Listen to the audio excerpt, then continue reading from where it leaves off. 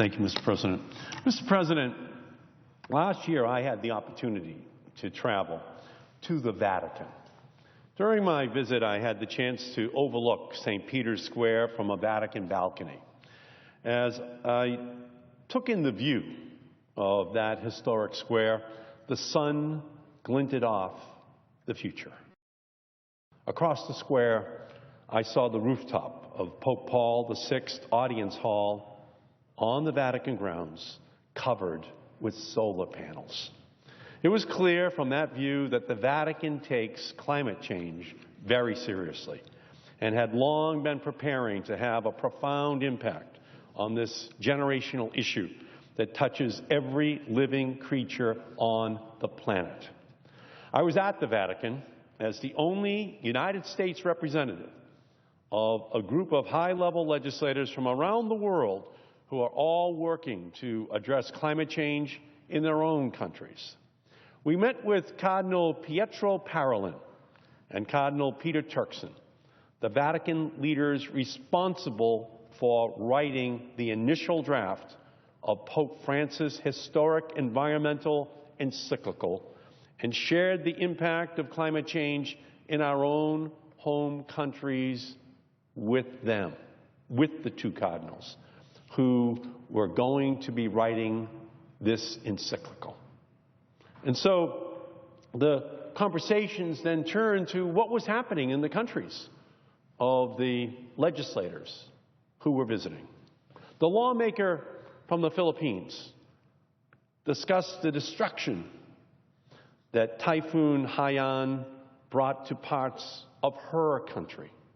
Legislators from South Africa and Mexico shared the challenges that their countries and regions face from drought. The representatives from Europe pointed to the damage from extreme heat waves and rainfall. I relayed my concern for the rising levels, temperature, and acidity of the ocean and the impacts on coastal communities. Rising sea levels are eroding our shores in Massachusetts and New England and across our country, increasing the damage in New England of nor'easters. In recent years, ocean temperatures in our part of the Atlantic Ocean have been the hottest ever recorded. In one case, off of Cape Cod, it was 21 degrees warmer than normal this January in Massachusetts off of our coastline. But for all of us who had gathered at the Vatican, we were in agreement that the world's poorest people are suffering the worst consequences of climate change: extreme poverty, famine, disease, and displacement. Which is why it should be no surprise that Pope Francis, a Jesuit trained in chemistry, who is devoted to the poor and ensuring a just and better future for all mankind, would be the only pope to devote an entire encyclical to humanity's relationship with the environment. In releasing his encyclical and giving us his message to protect what he calls our common home, Pope Francis has also given us a common goal.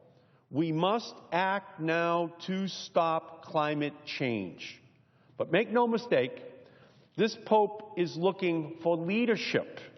Pope Francis is looking for results. He is looking for all of us to lead, to solve this problem.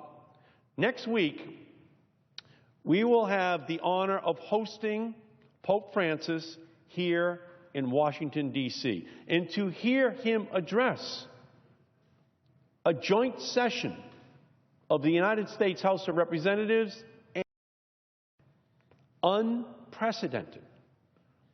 And the entire nation will be watching the Pope as he speaks, because we all need to hear Pope Francis' message of love, of compassion, of justice, and action. And we need to join in the conversation that he is calling the world to engage in about protecting people and our planet. The science of climate change has been clear for decades. Global temperatures are warming. Glaciers are melting.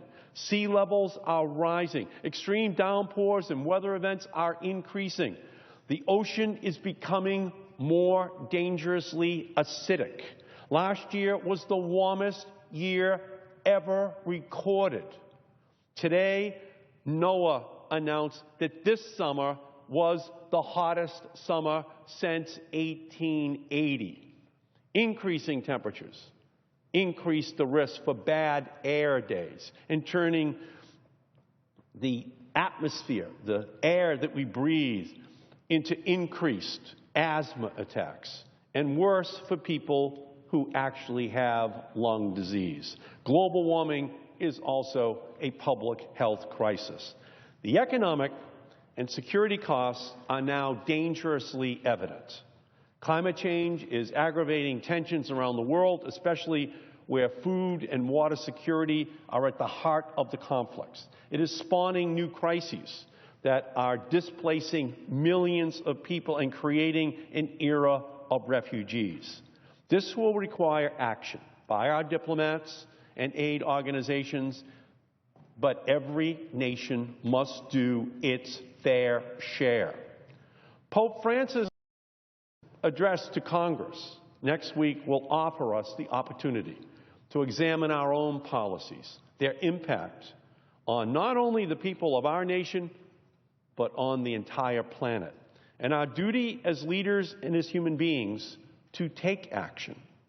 Pope Francis has brought this moral imperative to act on climate change just as the nations of the world are working to forge an international agreement in Paris this December as the world gathers to deal with this issue. The United States must lead this effort. The United States must heed the message of Pope Francis. The United States must be the nation in Paris in December saying to the rest of the world that we can and must do something to solve this problem. We know that clean energy will be at the heart of the meeting of any of the goals which we have to establish here and across the planet in order to cut pollution. We must continue to improve the fuel efficiency of the automobiles, of the trucks that we drive here in the United States. We must deploy more wind and solar energy and renew tax breaks for those projects. By making a commitment to reduce the pollution imperiling our planet, we can engage in job creation that is good for all of creation. The United States can be the leader in the technological revolution to reduce the pollution imperiling our planet, and then we can partner with other nations to share this technology and protect the most vulnerable around the world. He said in his encyclical, "Today, in the view of the common good, there is an urgent need for politics and economics to enter into a frank dialogue in the service of life, especially life." We know that to agree on a course of action is no easy task in this chamber. But if we harness the ambition of the moon landing, the technological power of our workers, the moral imperative of leave the world a better place than we found it. We have done it before. We have the tools to do it again. And now we need to forge the political will in order to accomplish those goals. We need more solar. We need more wind. We need the batteries for the vehicles which we drive in order to reduce the amount of polluting fossil fuels that we send up into the atmosphere. We need to invent. We need to be the technological giant. We need to unleash the same kind of revolution in the energy sector as we did in the telecommunications sector in the 1990s.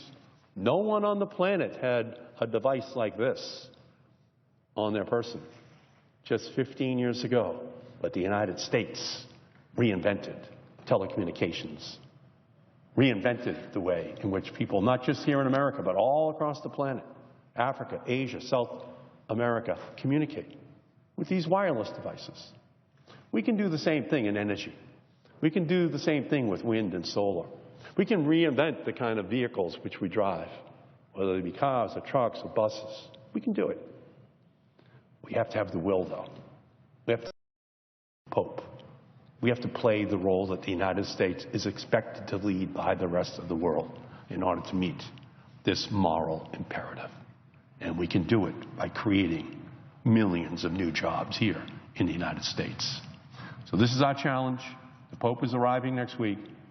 And for me, as a boy who grew up going to the Immaculate Conception Grammar School and Malden Catholic and Boston College Law School, Catholic school every day for 19 years, this is just an incredible thrill, knowing that, in a way, when he is standing up on that podium, it's going to be a latter-day Sermon on the Mount that he delivers to us, telling us what our job is today to save this beautiful planet that God has created, while also avoiding the worst consequences for the poorest people on the planet if we do not solve the problem.